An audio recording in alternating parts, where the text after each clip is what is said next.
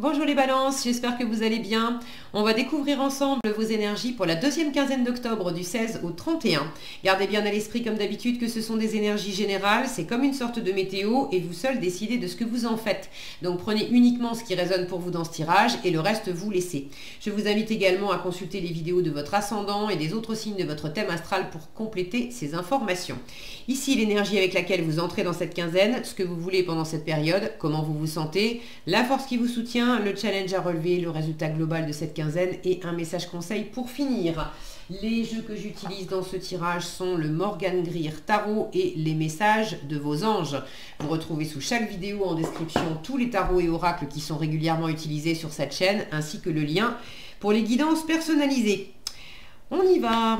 Alors, vous avez le 9 de denier, le 2 de bâton, le 7 d'épée, le 4 de coupe, le 7 de bâton et pour finir le 8 d'épée. Bon, il y a quelque chose là qui n'est pas vraiment confortable dans le sens où vous n'avez pas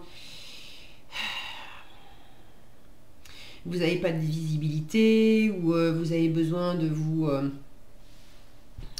affirmer davantage, vous avez peut-être peur de ne pas y arriver, vous avez peur de vous tromper, il y a des choses ou des personnes qui peut-être vous barrent un peu la route, s'opposent un peu à ce que vous voulez. Et puis en même temps ici j'ai des jolies énergies.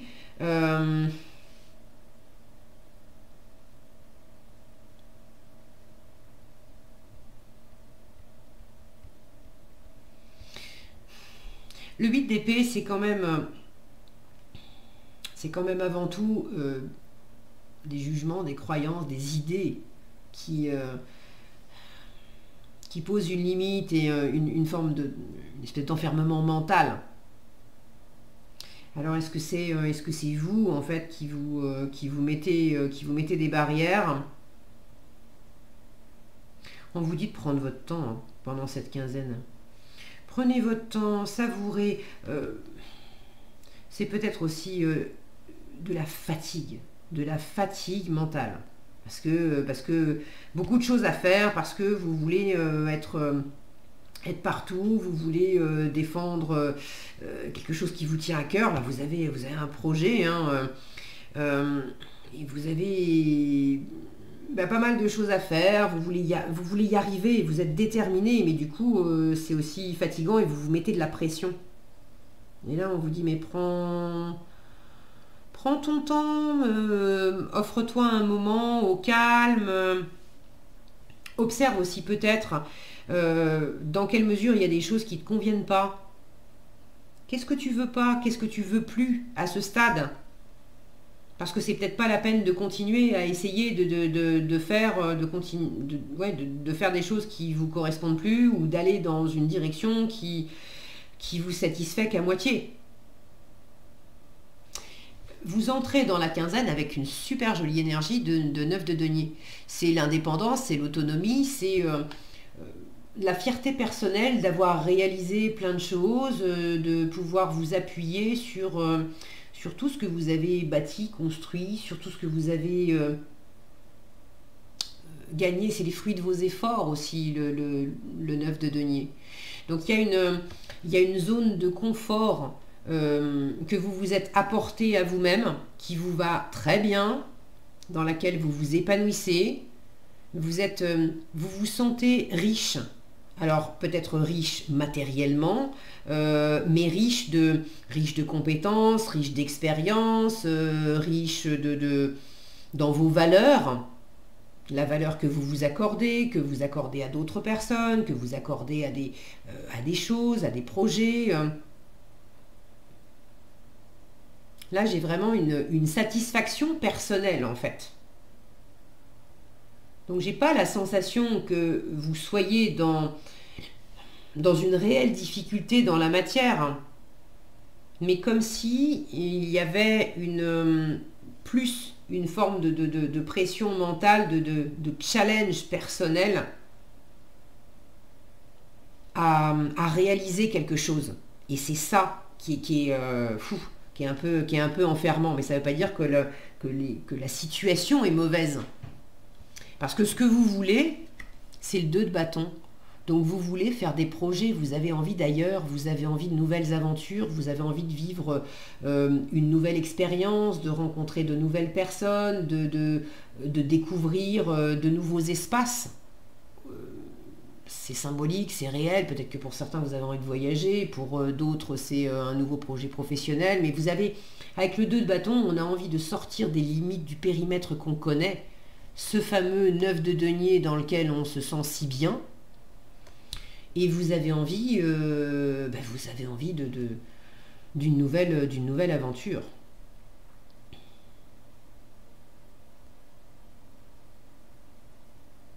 Vous avez peut-être aussi envie qu'on vous offre une possibilité de vivre quelque chose de nouveau. Là, j'ai ce personnage qui offre ce globe à envoie la main de quelqu'un d'autre.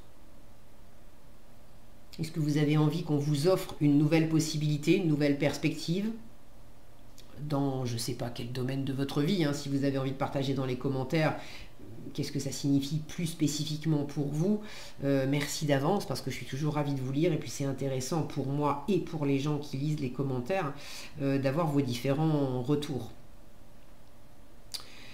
Ça peut être vous qui avez quelque chose à offrir aussi à une personne ou à l'envie de porter un nouveau projet, l'envie de porter un nouveau projet pour vous, mais c'est également, il y a cette notion là d'avoir quelqu'un d'autre. Alors est-ce que c'est de proposer quelque chose à quelqu'un? Est-ce que c'est d'avoir un projet pour vous, mais à offrir symboliquement, à offrir au monde, en fait, qui soit, on ne sait pas qui c'est, et peut-être que même vous ne savez pas non plus, mais de savoir que j'ai envie, par exemple, de faire un nouveau travail ou de rajouter une corde à mon arc professionnellement, parce que je sais que ça sera utile à des gens, et puis peut-être des gens que je n'imagine pas, en fait, ce que ça va pouvoir apporter, mais je sais que ça apportera quelque chose.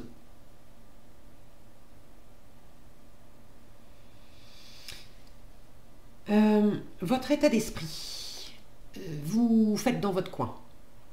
Cette envie de nouveauté, de sortir du périmètre connu, du coup d'oser quelque chose et de quelque part prendre un peu un risque, hein, puisqu'on sort d'un périmètre hyper sécure. Avec le 7 d'épée, on n'avertit pas la terre entière. Avec le 2 de bâton, on est encore au stade d'envie et de projet, donc c'est pas encore réalisé. Le 7 d'épée, vous êtes dans l'état d'esprit de ne pas en parler. Tant que c'est pas fait, tant que je me suis pas lancé, tant que voilà, tant que je suis pas allé plus loin, tant que les bases elles sont pas posées, tant que c'est pas acté, j'en parle pas.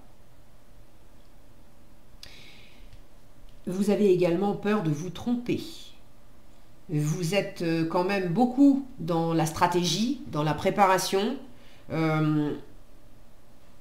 Vous voulez bien faire les choses. Il y a cette notion d'être intelligent, d'être rusé, d'être malin pour faire au mieux, hein, dans ce que vous voulez lancer, expérimenter, découvrir. Vous êtes peut-être également dans l'état d'esprit de tourner les talons, de prendre un peu la tangente. Alors quand on prend la tangente avec le 7 d'épée, c'est pareil, on n'avertit pas la terre entière, on se contente de prendre ses clics et ses claques et de se barrer un peu comme un voleur dans la nuit, parce que voilà, on n'a pas, pour x ou y raison, on n'a pas envie d'argumenter, ou bon. Il y a peut-être l'état d'esprit, j'ai envie de prendre la tangente, et pareil, j'en parle pas, mais j'ai envie de prendre la tangente.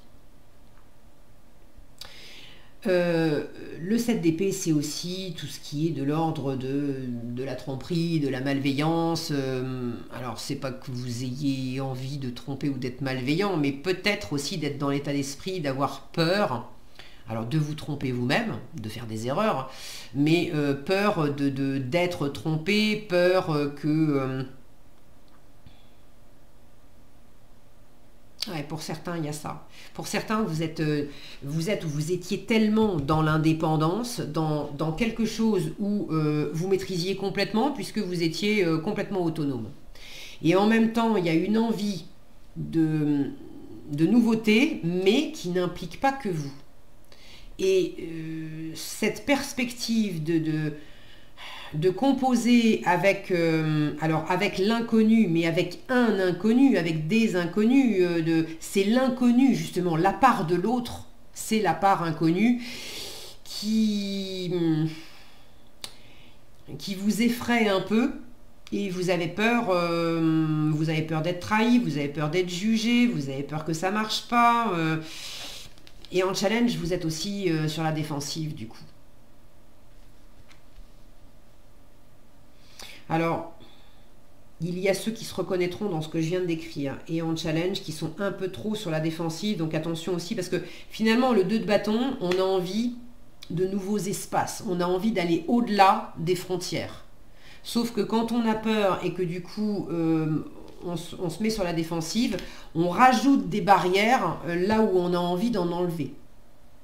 Donc il y a quelque chose ici à comprendre, parce que pour certains, vous êtes dans cette confusion, peut-être dans une forme de déni aussi, de ne pas voir que vous vous mettez certaines limites en projetant sur les autres que c'est les autres qui veulent pas, c'est les autres qui empêchent, c'est les autres qui critiquent, c'est les autres qui mettent des bâtons dans les roues, enfin les autres ou l'environnement extérieur qui vous empêche, alors que finalement vous mettez vous des barrières supplémentaires dans le processus.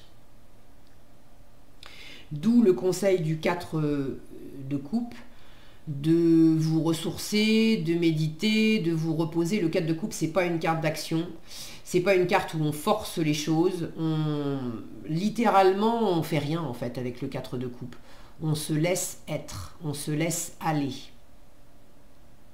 Et ça permet aussi de laisser décanter les choses. Donc là où on pouvait se sentir agité et puis du coup on est dans une forme de confusion parce que l'image d'une eau qui n'est pas claire, on ne voit pas à travers. Voilà, j'aimerais voir, j'aimerais voir pour pouvoir me projeter, mais j'y vois rien.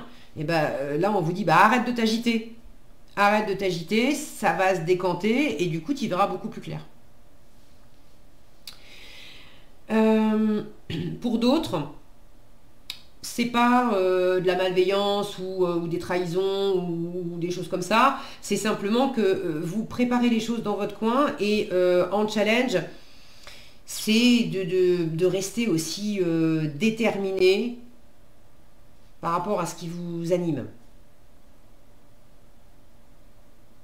De peut-être aussi un peu difficile de vous battre parce que d'un côté, ça vous fait du bien et on vous dit c'est ok de prendre du temps, de méditer, etc. Mais il y a peut-être également, pour certains d'entre vous, en force, le fait de dépasser le 4 de coupe qui peut représenter de l'apathie. Je vous disais, il n'y a pas d'action avec le 4 de coupe. Donc, pour certains d'entre vous, ça peut être en force. Vous arrivez à dépasser une forme d'apathie. C'est challengeant pour vous de vous y mettre, de tenir bon, d'aller de l'avant malgré les difficultés extérieures ou malgré vos propres peurs, incertitudes, pression mentale, etc. C'est challengeant, mais on se bouge quand même. On arrive quand même à dépasser ce 4 de coupe où on faisait rien en fait. Et puis on était dans une énergie, ouais, bof, non, il n'y a rien qui m'éclate, il n'y a rien qui me plaît. Et bien justement, là, il y a quelque chose qui vous anime. Alors que ça demande de la préparation, ok, ça demande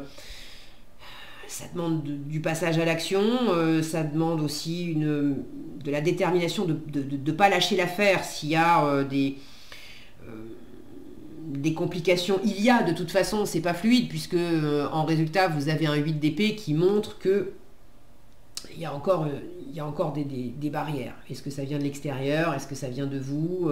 Il y a quelque chose de toute façon que vous ne voyez pas. Il y a quelque chose pour lequel vous vous enfermez dans une représentation des choses qui ne vous aide pas.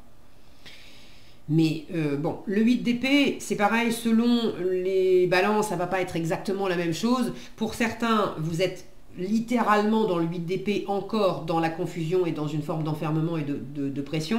Pour d'autres, vous dépassez ce 8 d'épée en résultat et vous êtes dans l'aspect positif du 8 d'épée, c'est-à-dire que vous êtes dans le lâcher-prise. Et quand bien même vous ne savez pas exactement ce que ça va donner, on ne peut pas tout savoir, hein, c'est ok de laisser faire les choses et puis bah, il se passera ce qui se passera. Vous en faites pas une montagne de ce 8 d'épée, j'aime bien l'expliquer avec cette image. Vous êtes dans une pièce fermée, vous cherchez